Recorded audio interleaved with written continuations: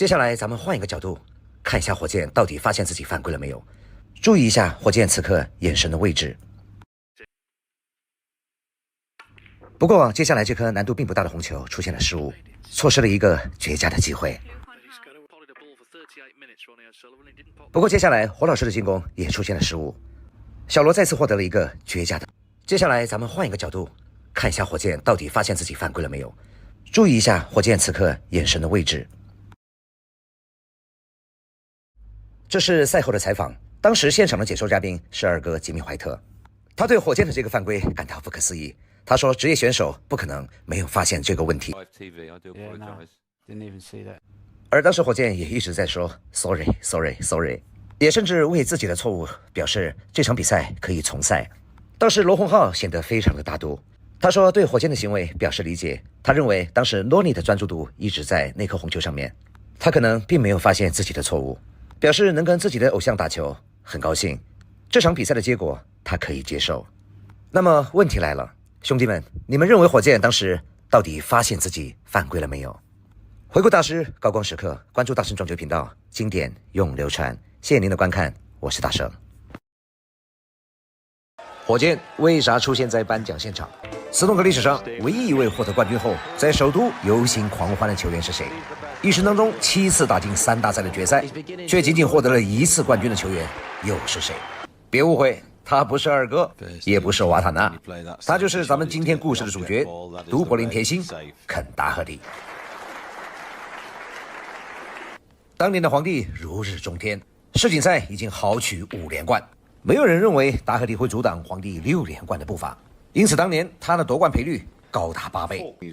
但是比赛开始之后的进程却出乎所有人的意料，皇帝如同梦游，而都柏林甜心却高歌猛进。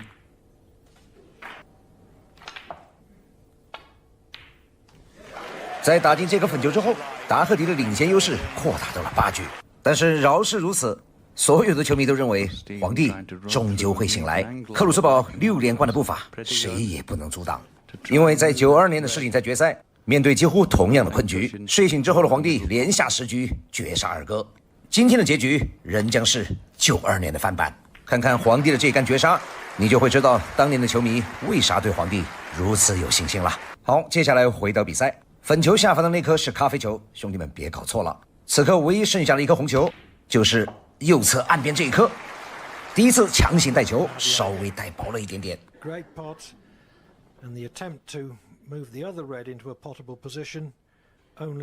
待会儿给大家说一下达赫蒂的赛后采访，兄弟们就知道当年他的心境了。接下来继续篮球2库 K， 完美的白球控制。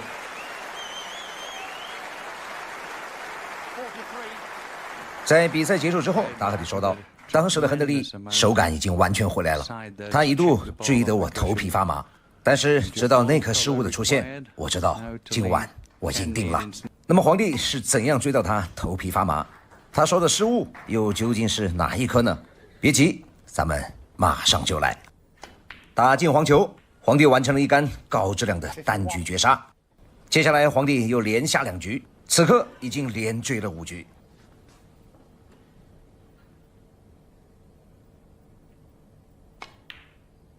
面对这颗即将超分的中带，达赫蒂再一次出现了失误。他说他当时感到头皮阵阵发麻。在皇帝连追了我5局之后，面对那一颗中带的红球，我再一次出现了失误。我感觉当时我已经拿不到任何一局的胜利了。我觉得怀特的故事就要在我身上上演。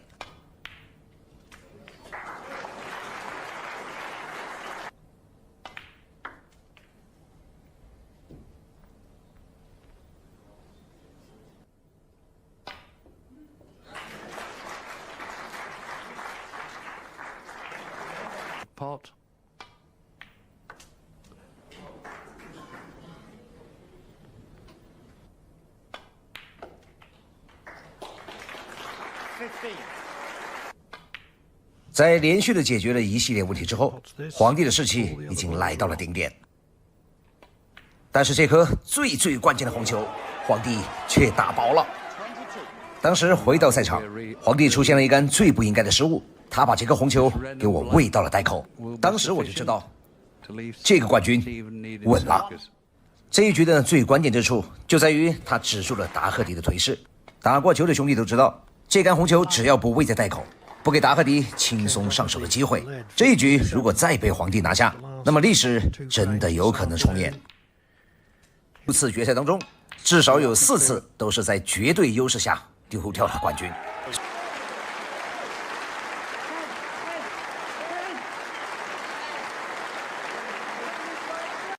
1980年的斯诺克世锦赛决赛，引发了一段长达30年的恩恩怨怨，可以说是至死方休。大家好，我大圣。1980年的斯诺克世锦赛的决赛，剧情可谓跌宕起伏，很多人猜到了开始，却没有料到结尾。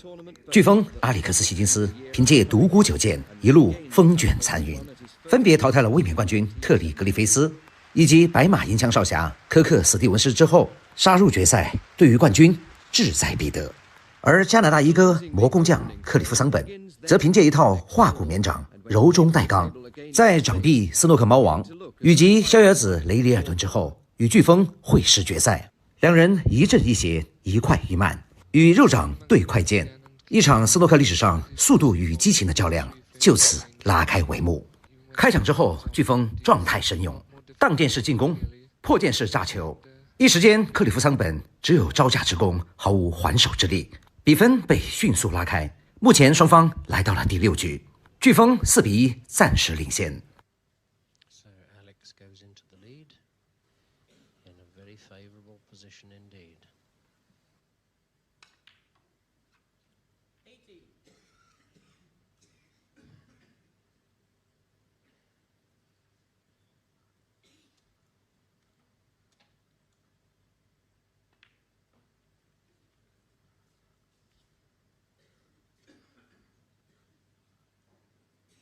24.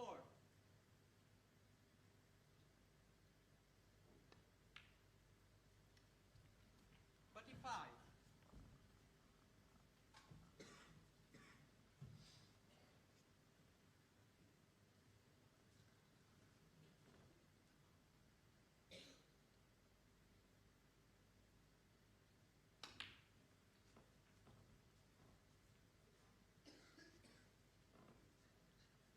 31.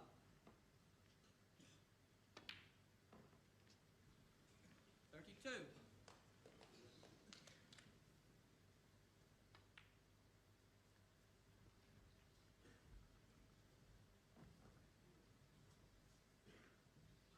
38.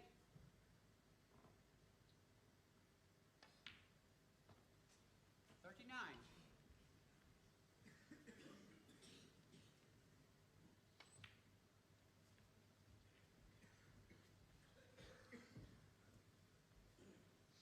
45. 32 ahead. 46.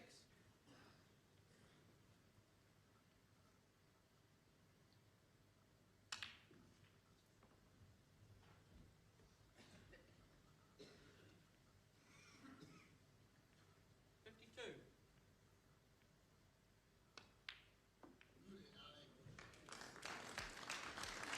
And again, that is the big ball of the frame for Alex.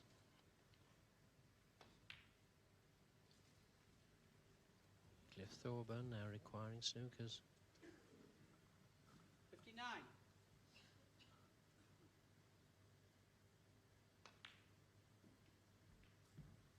60.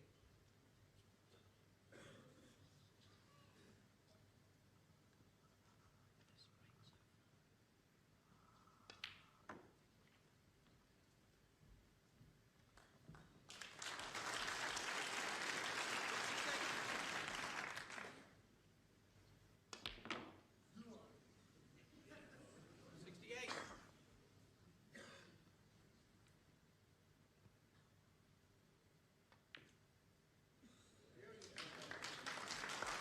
独孤九剑讲究以进攻代替防守，天下武功唯快不破。克里夫桑本被打了一个措手不及。第6局，飓风再度完成了一杆清台，比分已经5比1领先。魔工匠此时忽然明白，以彼之道还施彼身，那是姑苏慕容。必须以己之长攻敌之短。俺们门派武学就讲究一个磨字，因此在这一局之后，克里夫桑本放弃了对攻，将化骨绵掌中的拖字诀施展得淋漓尽致，而飓风也渐渐地落入了魔工匠的圈套之中。打进黑球的这一刻，所有的球迷都认为飓风必将轻松获得冠军。怎料，真正的对决才刚刚开始。在第二阶段的比赛当中，克里夫桑本将拖字诀发挥得淋漓尽致，飓风的独孤九剑完全的迷失了方向。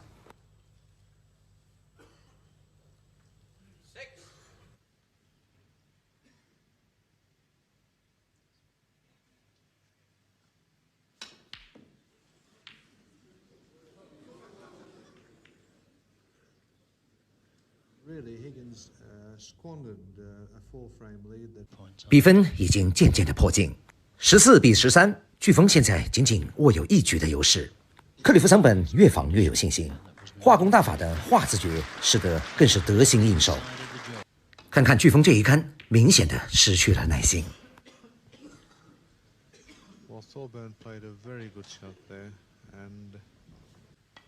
原谅大圣在桑本的部分都给他稍微剪辑一下，因为这个大侠江湖人称魔工匠，这个外号可不是白给的。打进黑球之后，克里夫桑本终于扳平了比分，这也是本次决赛双方第一次打平。随后双方15平、16平，比赛进入到了白热化阶段。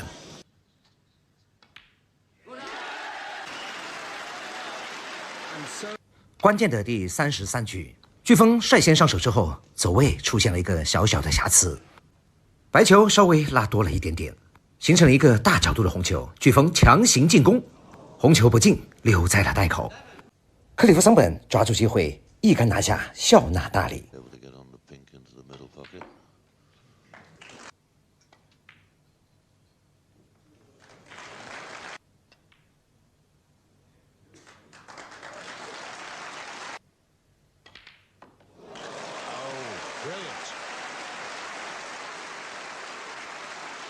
下面来看一下双方的第34局，飓风的连攻带守，白球中途遇难，正是这一个小小的瑕疵，给了克里夫桑本上手的机会。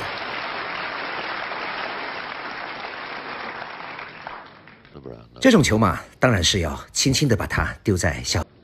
不得不说，魔工匠这几套球打得还是点一下吧。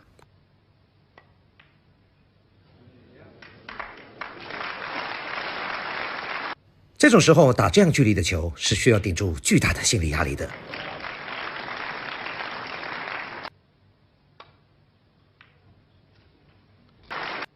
黄球接着再来，考虑了一下之后，他还是进了袋中。此时的飓风已经知道大势已去，从5比1领先实操一下。下面的时间，大圣就给大家讲述一下这段延绵了30年的恩怨。当天晚上颁奖仪式结束之后，恩怨，什么叫至死方休？也许莫过如此吧。今天的斯诺克江湖速度与激情就为大家带到这儿，希望你们喜欢，谢谢大家观看，我是大圣。17从1982年至今，一共只有180杆。那么今天大圣就从这180杆中挑选出最具代表性的6杆147带给大家，它们分别是最准、最难、最骚、最快、最牛和最狂6个斯诺克的最高境界。接下来咱们就来欣赏一下这6杆斯诺克历史上的巅峰之作。斯诺克历史上最具代表性的6杆147巅峰之作，第6位最准147。在2005年的斯诺克世锦赛马叔对阵米尔金斯的比赛当中，金左手用尽毕生功力轰出了这杆惊世神作。这杆147诠释了在绝对准度面前，神马都是浮云。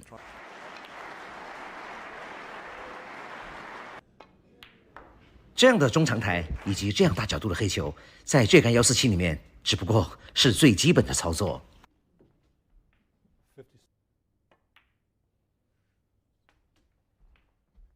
这杆交位让马叔稍微的挠了一下头，但是仅仅过了2秒钟之后，马叔便做出了选择。能够用准度解决的问题，我绝不为难白球。再来看看这颗白球的走位，这就是马叔平时太惯着他的结果。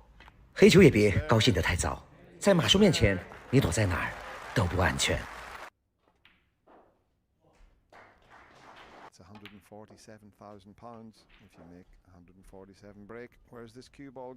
白球接下来依然还是我想在哪儿就在哪儿，而马叔的宗旨依然是你爱在哪儿就在哪儿。Get in. Make a maximum here.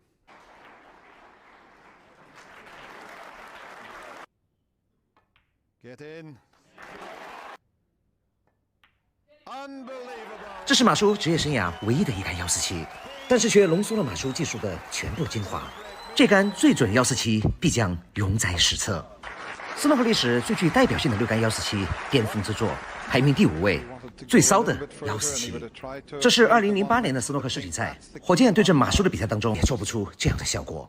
咱们再来欣赏一下这一杆斯登的慢动作，近乎垂直的一个角度，火箭只是稍微的降了一下大臂，极限发力的状况下，出杆完全没有变形。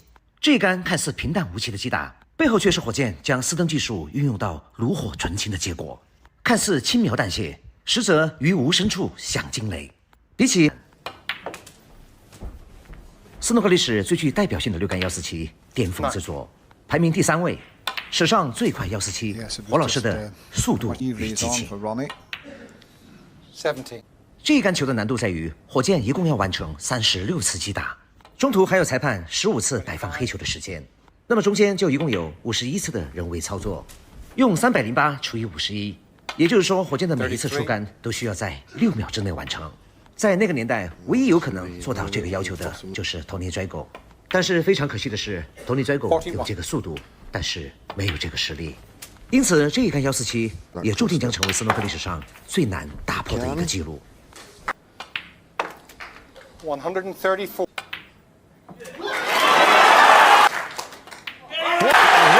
Fantastic maximum break that is. Large delighted. John Virgo. 斯诺克历史上最具代表性的6杆147排名第2位之最牛147，这是一杆在1997年利物浦慈善赛上面决赛的决胜局当中，皇帝轰出的一杆惊世147。这一杆147之所以被称为最牛，是因为当时皇帝8比2领先，被火箭连追6个赛点，现场的气氛已经紧张到了极致，但是皇帝却用强大的气场压住了火箭反扑的气焰。咱们来看一下现场观众的表现，就知道当时已经紧张到了什么程度。当时皇帝已经单杆拿下了72分，打进这颗红球就可以完成超分。要知道，这可是决赛的决胜局。听一下现场观众的表现，竟然安静的可怕，全场的观众都已经忘记了鼓掌，因为球迷们都知道决胜无佳局。在这之前的决赛的决胜局当中，别说打出147了，可能绝大多数选手连这个想法都不曾出现过。到现在为止，25年过去了，决赛决胜局的这一147记录依然由皇帝独享。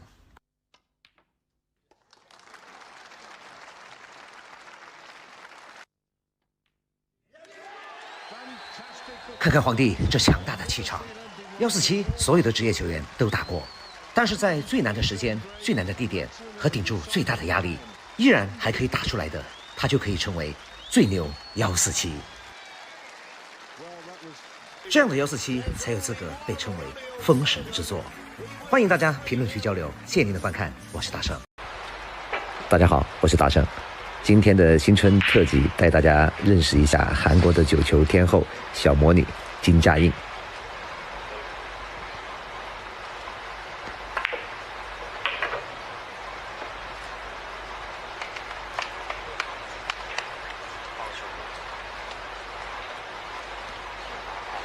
金佳印呢，在女子9球界一直素以打球男子化、穿衣 T 台化而著称咱们看金佳印的着装一直历来都是非常的性感。看一下这颗4号球可以接8号球下带。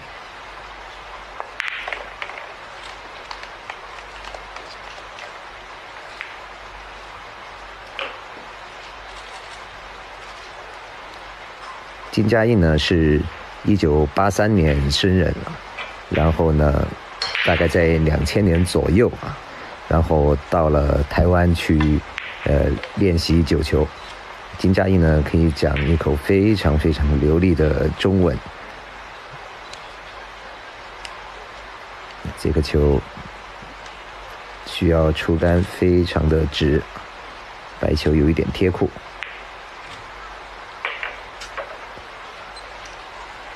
没问题。现在比分7-4，这是一场抢九的女子比赛。当时金佳印呢可以说是整个世界女子九球最先咱们说风格，然后发力这些男子化的女子选手之一。我记得在10几年前当时咱们在广州跟他有过一面之缘也打过一局比赛。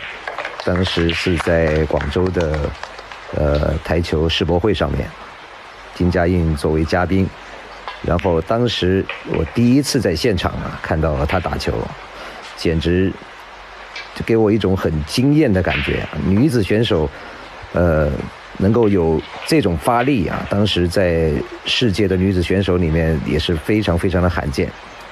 然后当时他邀请台下的选手咱们当时是在广州参加一个广州的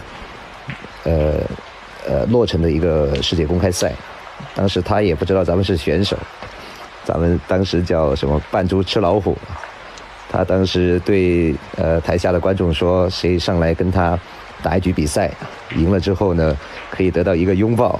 当时咱们上台跟他打了一场比赛，大家想知道结果怎么样，咱们能不能得到金佳印的一个拥抱？欢迎大家在下方留言。然后咱们继续说到，当时金佳印呢是2000年左右到了台湾。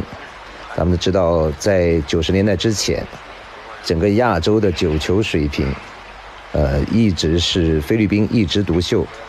然后到了90年代之后呢，台湾的一大批的九球选手成长起来之后特别是以赵丰邦，然后还有杨清顺后面吴家庆等等这一大帮优秀球员成长起来之后呢，现在目前可以说台湾的九球水平应该是目前整个亚洲最高的。当时金佳印为了学球呢，就是到了台湾，每天就跟台湾的这些顶尖的男子职业选手一起练球，所以说导致金佳印的球技突飞猛进。咱们看到裁判刚才拿下去的这个是摆球指，这个摆球指我个人认为简直是女子选手还好对于男子选手来说，这个是职业比赛里面简直是一个灾难。因为这个摆球指出现了以后呢，改变了整个九球这个运动的冲球的方式。刚才咱们看到金佳印的这个冲球因为这个摆球指只要它在固定的那个点位上面一定是有一个铁球，就是固定的有一个球一定会进。这个对男子的九球比赛，我个人认为简直是一个灾难咱们哪天再单独做一期视频来说说这个摆球指的事儿。好，现在看看金佳印的这一颗吊球非常漂亮。现在呢整个女子九球界是咱们中国国家队几乎包揽了几乎所有重大比赛的冠军。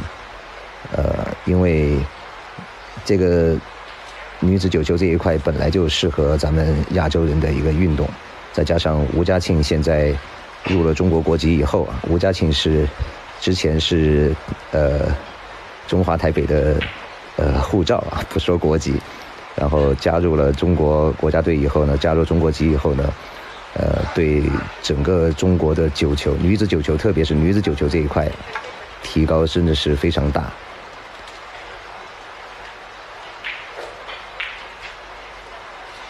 现在看一下潘晓婷的这一杆解球。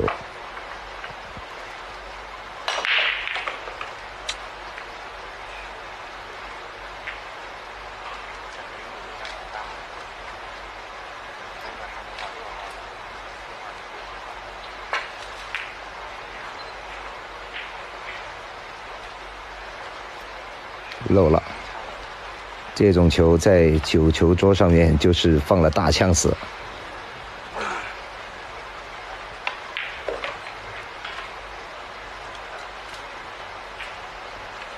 现在女子9球，排名前3的啊，基本上全是咱们中国国家队的选手，像付小芳、刘莎莎、韩宇，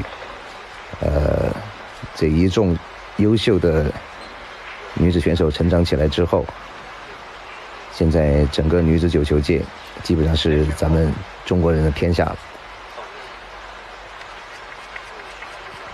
两边都可以打，在9球桌上，打反脚还要更容易一些，因为打反脚的话会有滑垒。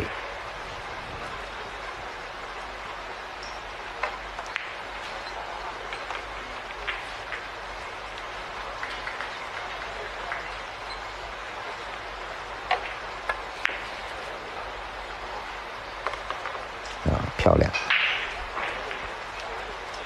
咱们说，在台球落袋项目里面，斯诺克、9球，还有美式黑八，包括中式黑八，除了斯诺克以外呢，难度最高的就是9球了。可能大家会认为9球，为什么会比中式黑八会简单会难？为什么？因为大家都认为9球的袋口比较大，比较容易进球。但是其实因为规则不一样啊，因为9球是要求的是每一颗单颗球的校位，而中式黑八呢是一个面上的校位啊，这个是2个完全不一样的一个概念。但是9球对于女子选手来说，特别是女孩子啊，特别适合啊，对发力的要求不高，球桌又小啊，比较容易上手。所以说，咱们建议女孩子啊，如果说玩球的话呢，从9球或者黑八来上手啊，比较容易，提高的也比较快。好，咱们在说话间，现在金佳印现在已经快拿下这一局了。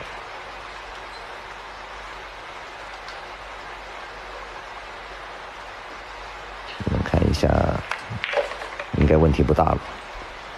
好的，漂亮啊！这个在9球桌上，这个其实咱们说9球桌上要的就是这种7、8分值的位置啊。这种半贴库里的球在斯诺克上是非常难的，但是在9球桌上却是就是最容易打的球。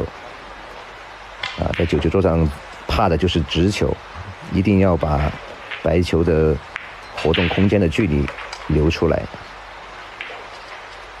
咱们看到金佳印的出杆也是非常的舒展。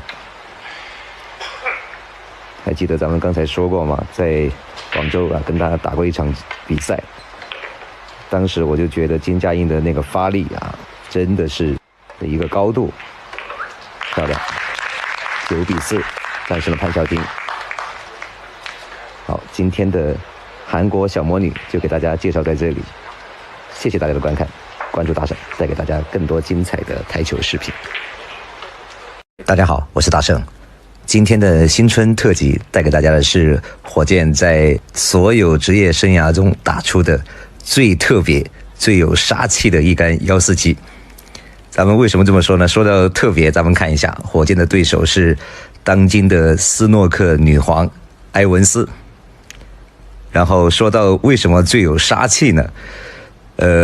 咱们都知道埃文斯号称斯诺克界的女皇。但是这场球呢，火箭不知道怎么感觉是在睡梦中一样，看见埃文斯直接把他当成了台球皇帝亨德利，上来之后呢，杀气腾腾，从头到尾啊，咱们看一下火箭啊，一直奔着147而去，感觉就把埃文斯当成了当年的皇帝。火箭想报当年98年在大师赛的决赛当中被皇帝那杆决胜局的147而报仇的感觉。好，咱们现在看一下，火箭现在上手了，而且这局球还有非常非常精彩啊！火箭有一杆非常非常精彩、天赋简直说横溢的一杆叫位啊，待会儿咱们对这一杆球会单独做一个解说。那颗球如果我感觉不是火箭的话，其他的职业选手这杆147就绝对没有。待会儿咱们会对这杆147那颗才华横溢的叫球单独给大家做一个解说。现在咱们看一下，待会儿咱们可以注意看一下埃文斯的表情，从头到尾非常的尴尬。如果前2天咱们看了咱们上一期的视频，火箭对潘晓婷的一个跨界的9球的挑战，咱们可以看一下火箭跟潘晓婷的比赛当中是什么样一个态度，可以说是全程暧昧，全程呵护。当火箭拿到赛点之后呢，还什么白球洗带呀，然后照顾潘晓婷的感受啊，最后还到双听输掉了比赛啊，可以说是做得非常的绅士啊。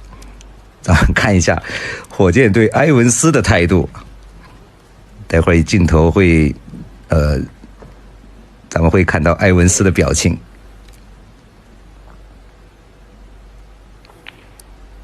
咱们注意看一下，待会儿火箭今天是杀气腾腾。只要你敢在斯诺克的3个字上面加一个黄字，咱们看一下埃文斯非常的无辜。都是女人，怎么做人的差距这么大57.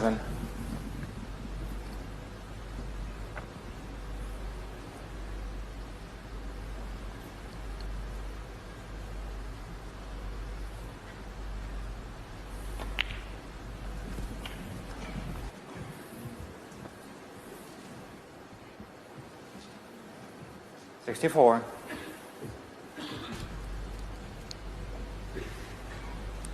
好，咱们看一下火箭这个叫位啊，杀气非常的重啊。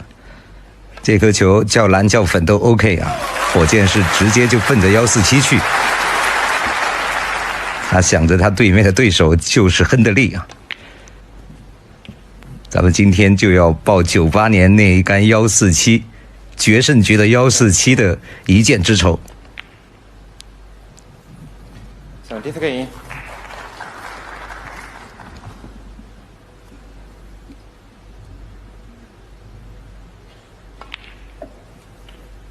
好，咱们看一下火箭这一杆叫位啊。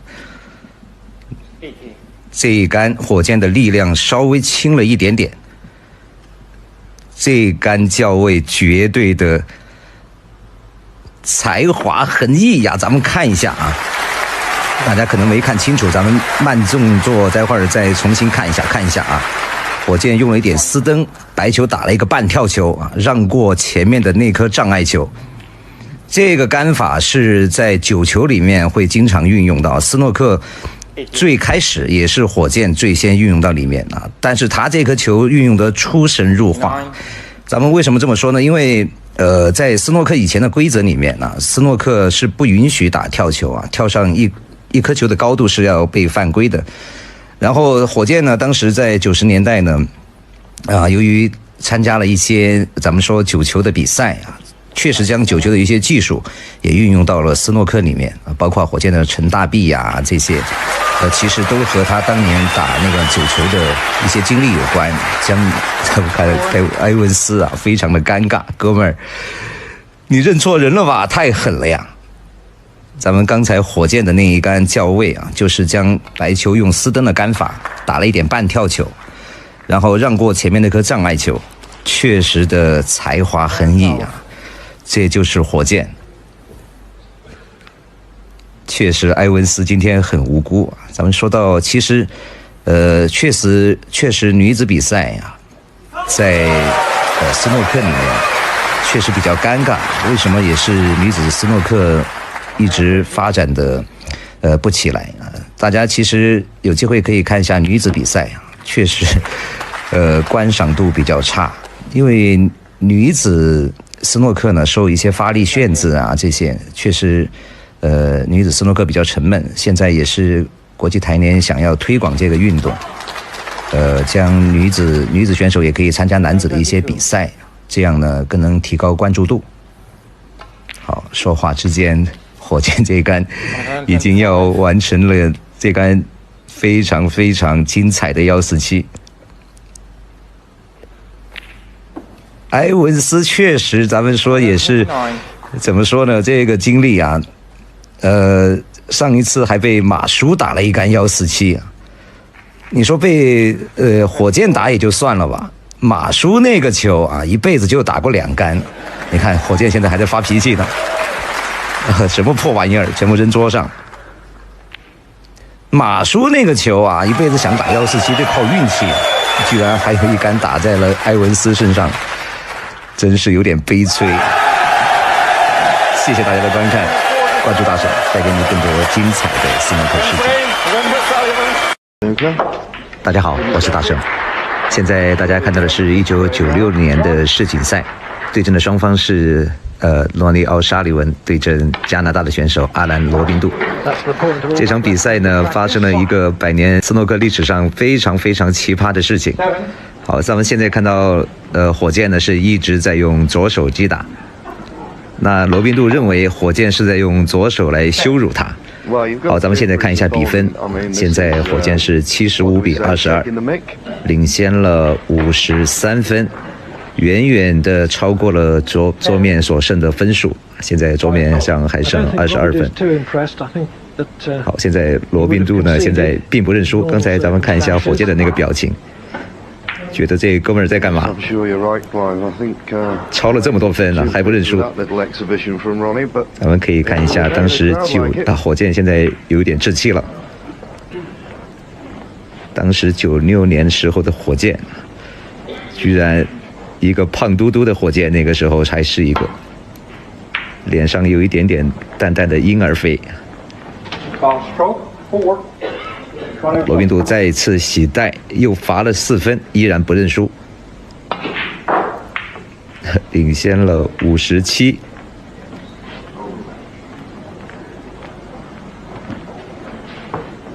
这场比赛之后呢，赛后还发生了一个插曲，罗宾杜为了这场球啊，投诉到了世台联。好，看一下火箭这个时候罗宾杜运进了4分。还差得远，然后投诉到世台联，要求世台联为这个事儿呢处罚火箭。那火箭呢当时为这个事情进行了申辩，然后发生了斯诺克历史上最奇葩的一个事情，就是由火箭跟之前的一位世界冠军威廉姆斯啊，不是现在这个威廉姆斯，是一个老一辈的球手啊。威廉姆斯进行了3场比赛，3局比赛。当时火箭用左手，并且还打出了2杆破百，战胜了这位前世锦赛的冠军。所以世台联才取消了对火箭的这个指控。这也是斯诺克历史上面很可能认为是最奇葩的一件事儿，当然也证明了火箭的实力。火箭当时在想，嘿哥们儿，你可不知道我左手的实力，左右手我觉得都可以拿下世锦赛的冠军。看一下这个时候火箭双方在置气了，火箭这个时候大比分遥遥领先。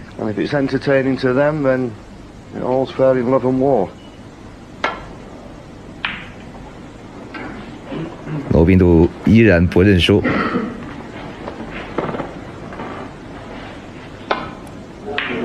这个时候罗宾杜心里面在想，哥们儿，咱们从来没见过在绅士运动里面出现用左手来羞辱对手的情况。那时候火箭还是一副胖嘟嘟的脸蛋。Far from striking distance to get back into this frame.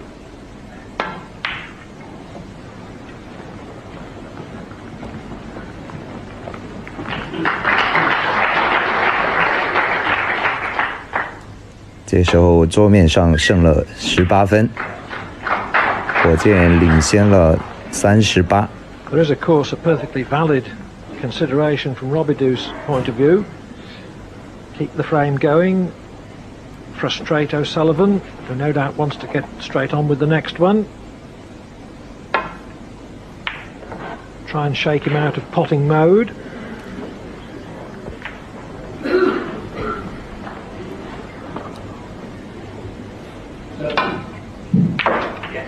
Five. 火箭打下篮球，看你这次还怎么办啊？之前领先了20分，理论上依然还有一点希望。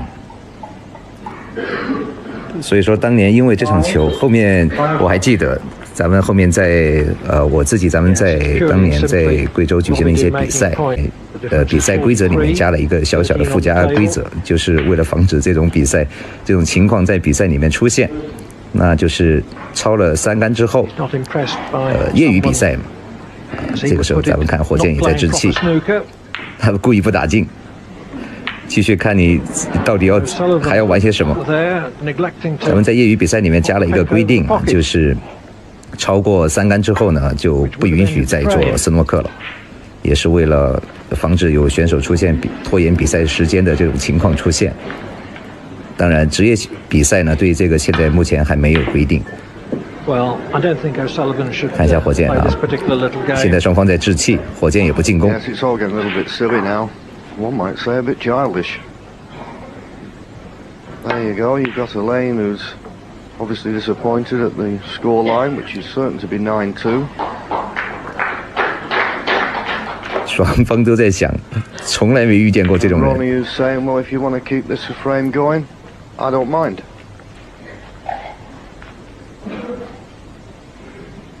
那个时候火箭也很年轻啊，才21岁。Worth proving, I ask myself.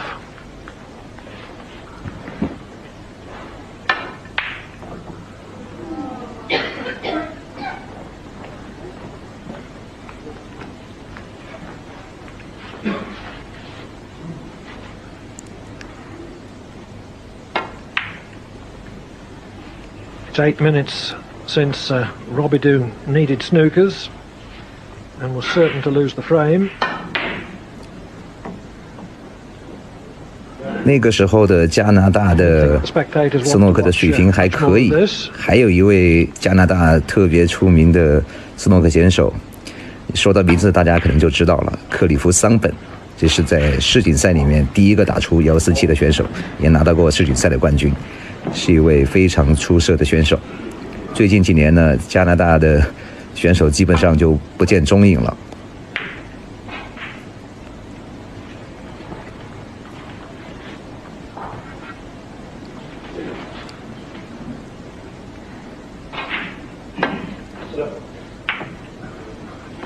罗宾度依然，这个时候已经是在较劲了啊，已经是没有在想怎么去打好比赛了。火箭这个时候有点无心恋战了。He can't make a player pot the ball.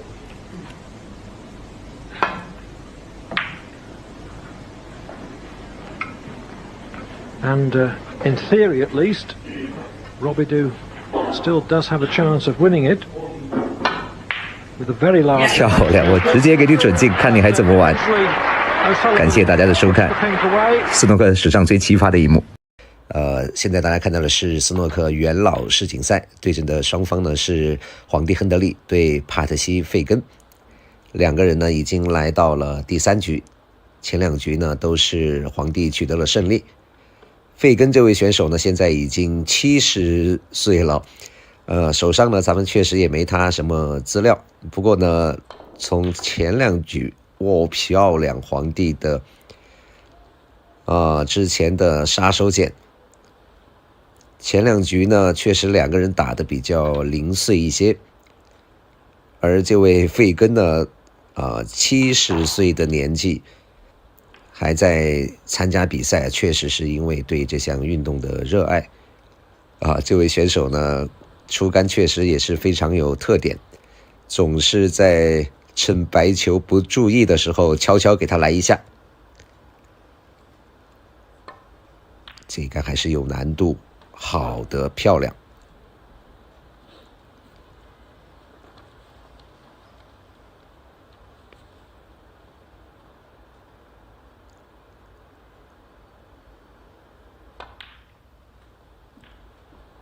哇，这个球型，皇帝有机会一杆拿下。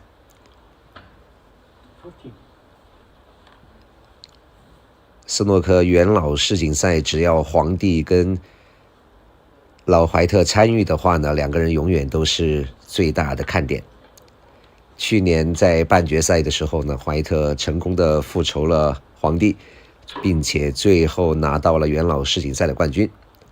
今年两个人好像是不幸又分在了上半区，很有可能在半决赛呢又提前碰面。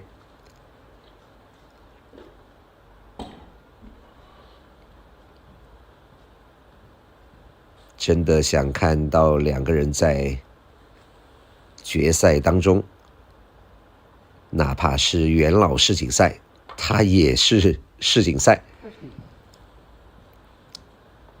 两个人的故事呢，咱们今天在这儿就不多说了，因为之前提到过太多次。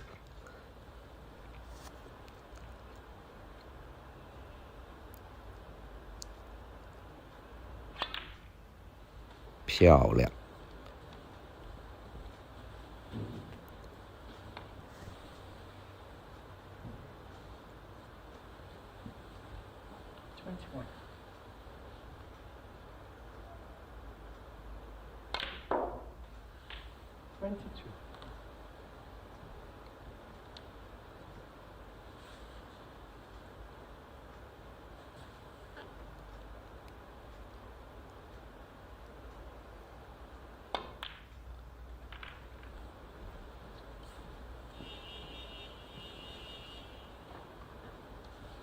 再轻 K 了一下。顺便呢给大家说一下，昨天呢，之前也有很多球迷问到我如何挑选斯诺克的球杆。因为咱们说到如果单独一一回复的话呢，可能也说的不是很清楚。昨天呢，咱们单独做了一期关于如何挑选斯诺克球杆的视频，但是呢，之后我自己在反复看了2遍啊，我感觉好像说的也不是那么特别的理想，所以说我觉得还是过2天，世锦赛，元老世锦赛结束之后呢，我重新再做一期，做的稍微再讲的清楚一些的时候呢，咱们再重新制作了以后呢，带给大家。好的，咱们继续看球。中代王曾经的没有问题。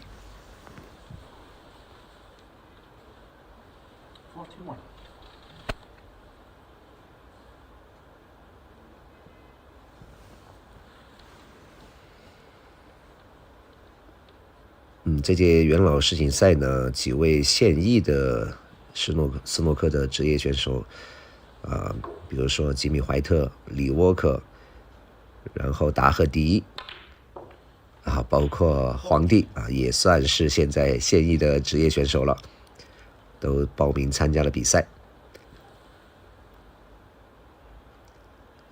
我看了一下名单，眼镜蛇泰勒这些老将呢也都在列。在进行期间呢，咱们会把一些精彩的比赛画面、比赛的视频呢，陆续的带给大家。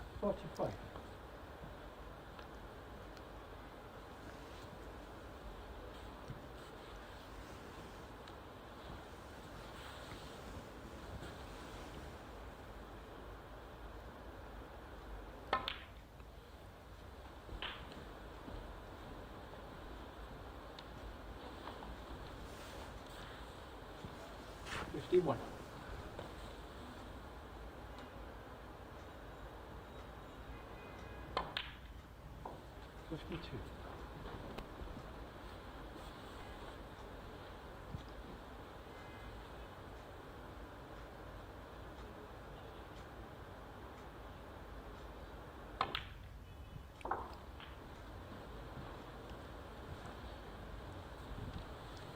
单杆已经拿下了58分。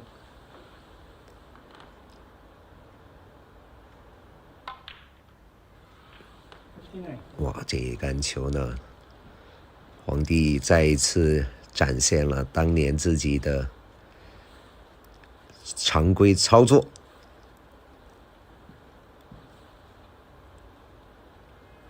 你只有一次开球的机会。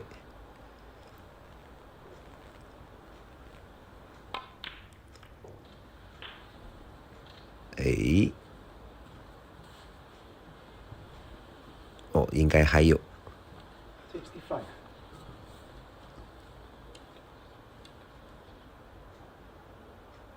哦，没了。小扎杆。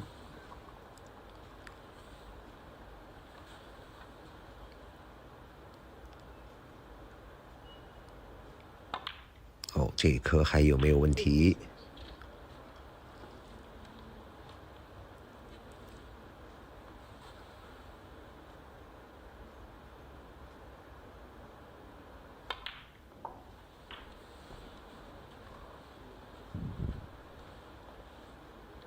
？74.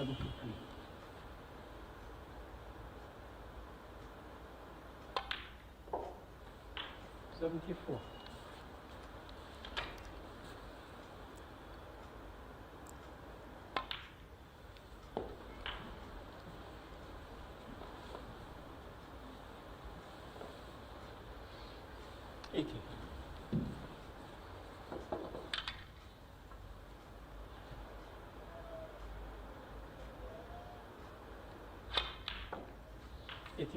能否给咱们带来一杆破百？